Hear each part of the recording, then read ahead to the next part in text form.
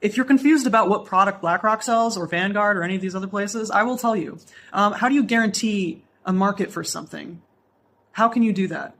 You have to create the conditions that would lead to that demand, right? You would have to artificially create scarcity in order to guarantee market. So what they sell is market demand. And that's a nicer way of saying they sell disruption. They sell war. They sell coups. They sell,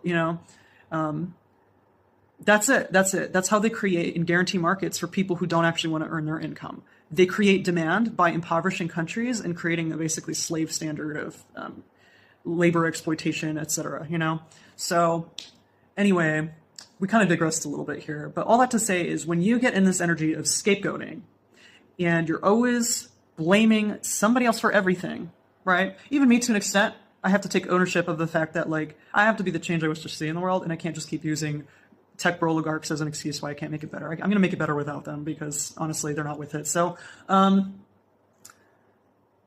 anyway, but the thing is that it's just, I see this with conservatives in the United States and evangelicals. It's just so much easier to blame the poor Mexican man for why everything's so bad because it's more accessible. The idea that you could just go and beat them up is just more accessible to them.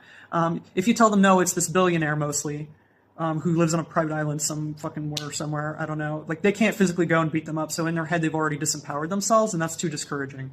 So the thing that empowers them is offsetting the blame to a more vulnerable populace, okay? And you see this with the trans community, which LGBT, actually, even gay people have this really awful problem where they are very discriminatory against trans people. Because there's always, the passing the buck thing, it never stops. It never stops. There's always, well, if it weren't for you, I would be better off. And it, again, while it might feel temporarily and briefly empowering in that moment, I promise you that this scapegoating, even as far as propaganda is concerned, okay, the scapegoating almost always, if not entirely always, creates much bigger problems than it offsets because you didn't actually get rid of the problem. You just moved it somewhere else for it to accrue more problems.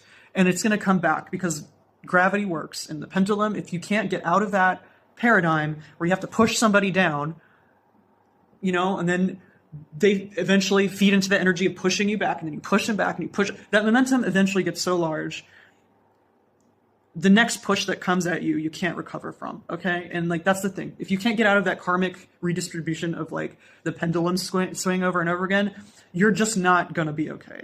You are not going to overcome any real adversity because you spent so much of your time offsetting it to another population group. And that doesn't get rid of the problem. It just makes everyone miserable, including you. So anyway,